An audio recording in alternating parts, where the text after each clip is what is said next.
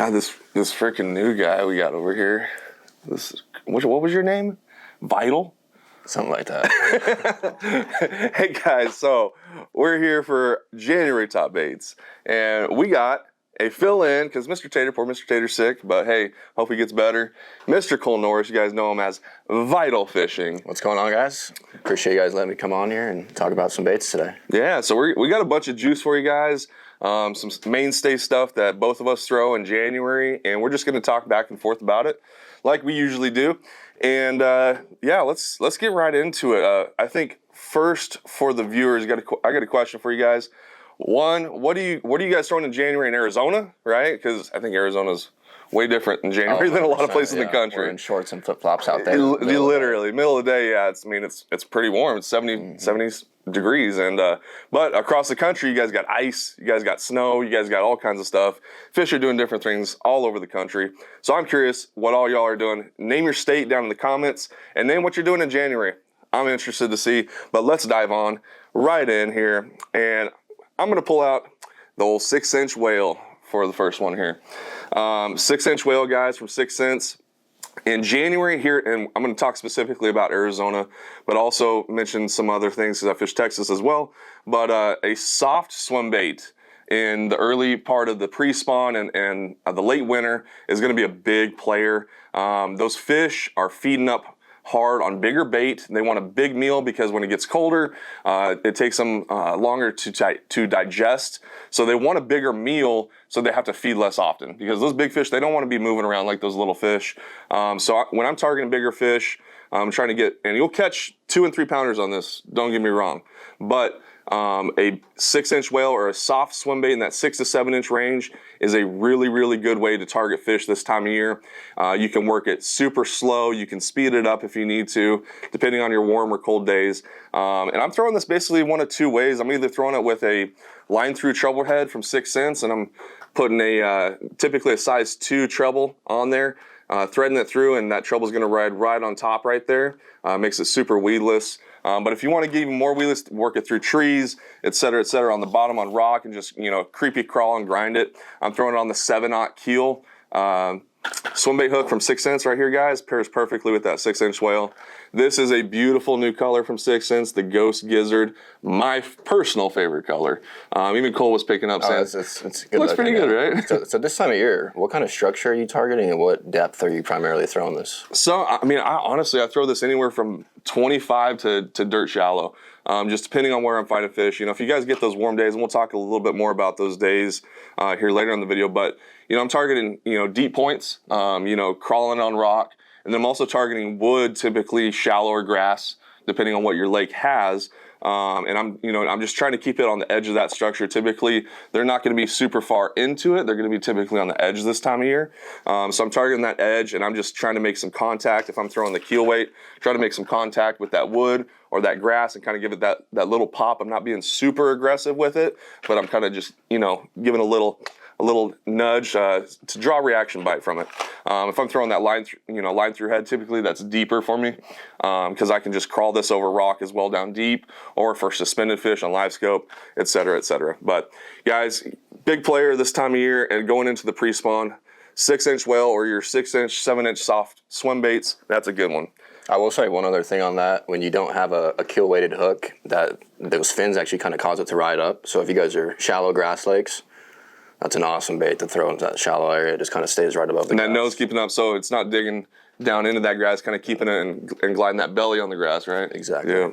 So come at wintertime, I keep it pretty simple. I throw a lot of same baits, but I fish a lot of offshore during the winter. So an A-rig and a jerkbait, they're going to be in my hands probably 70% of the time.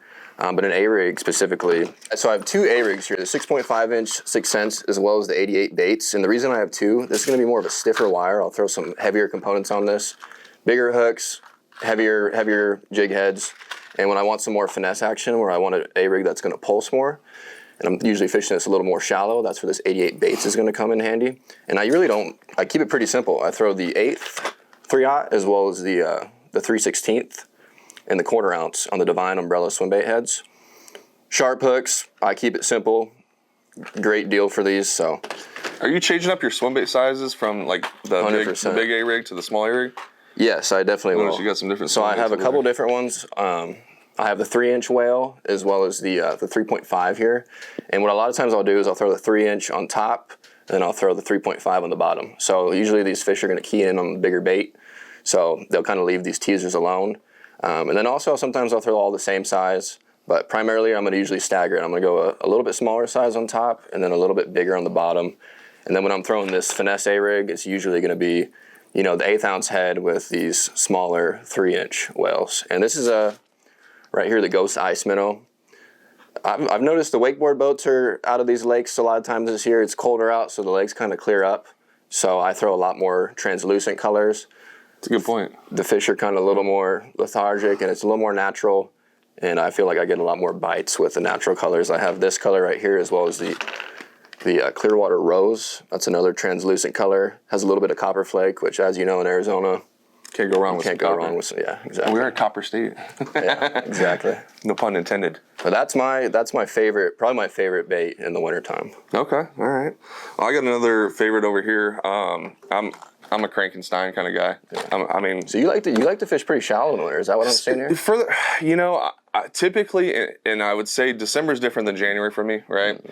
January, depending on our weather, and this, guys, is very weather dependent. Okay, I want to make that specific, and almost somewhat moon dependent.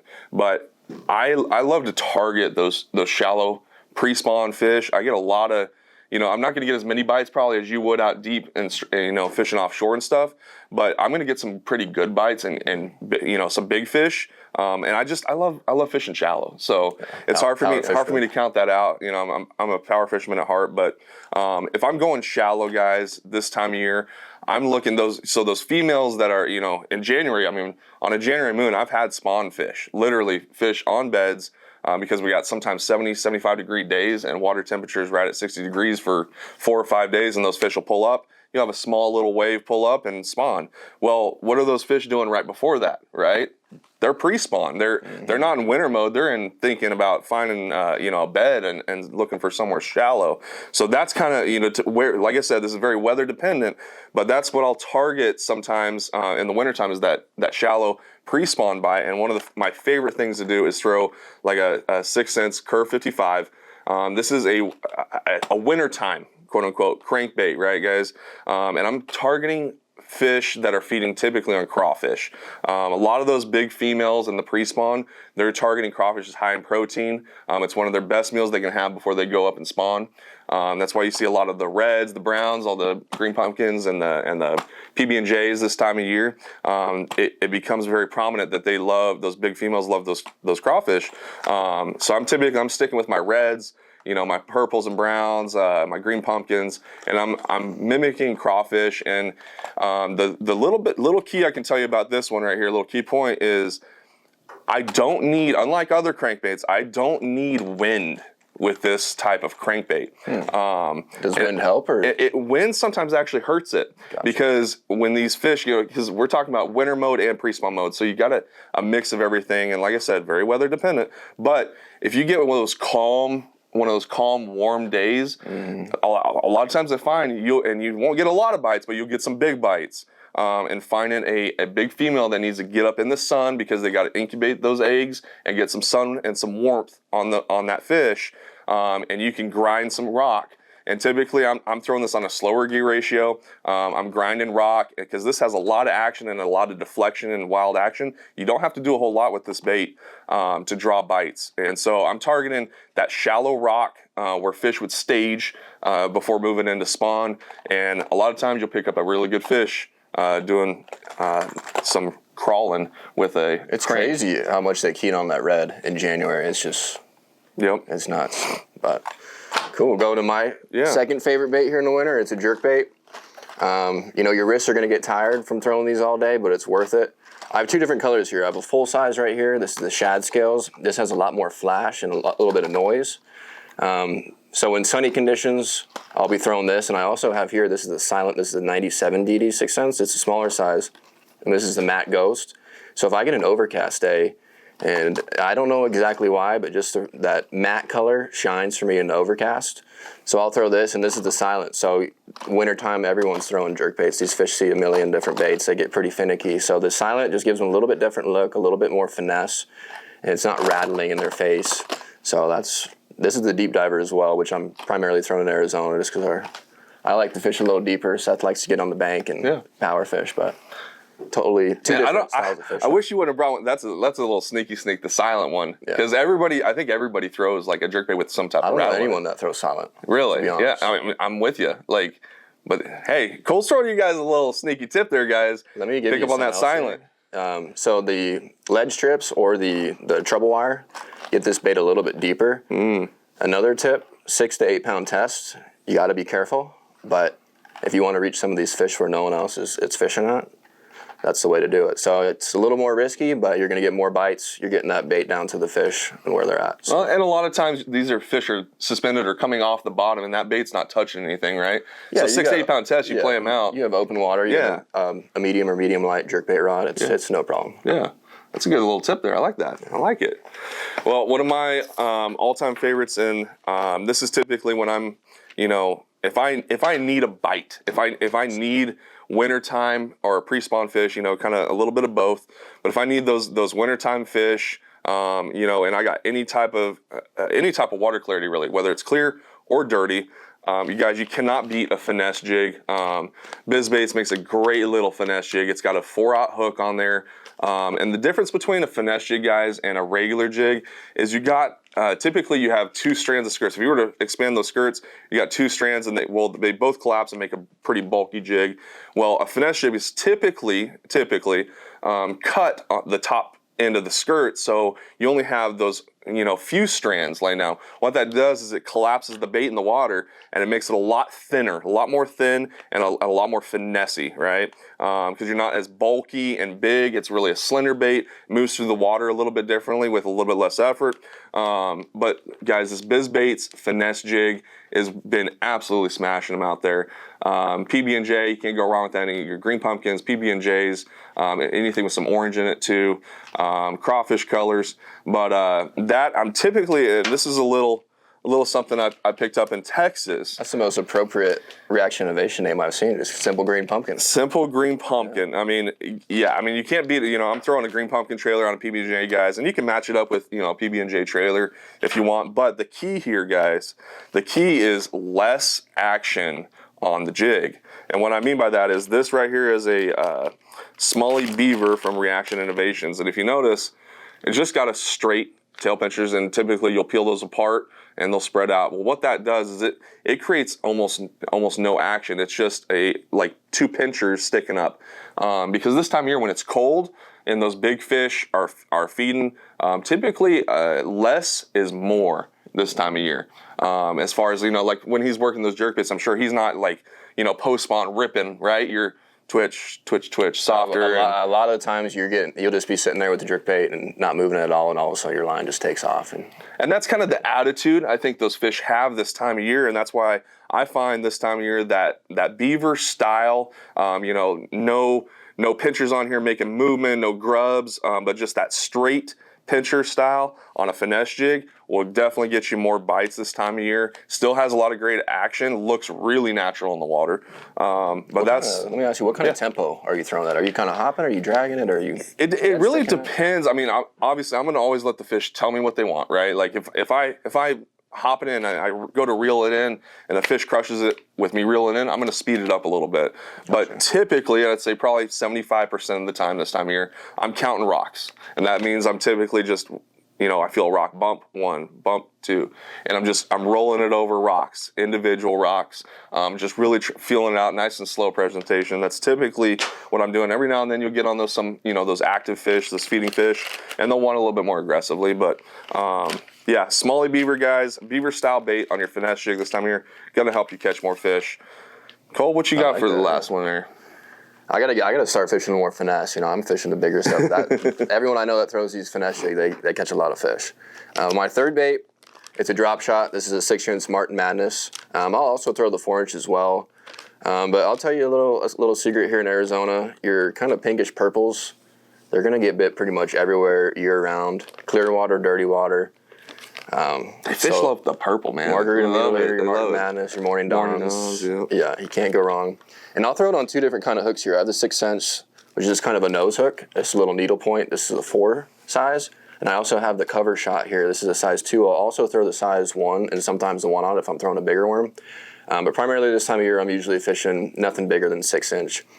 And this nose hook right here, medium light rod, lighter line, sand bottoms, maybe a little bit of grass, but usually more sparse areas where I'm not going to get hooked up. But I'll tell you, yeah, these hooks are small, but as long as you keep tension on these fish, you never really lose them.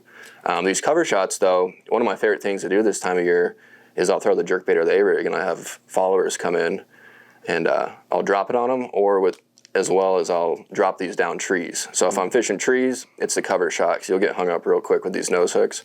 But I'll drop it down the tree, and I'll do nothing, and those fish will follow it down. If they don't eat it, I don't let it sit there. I'll pull it up, drop it again.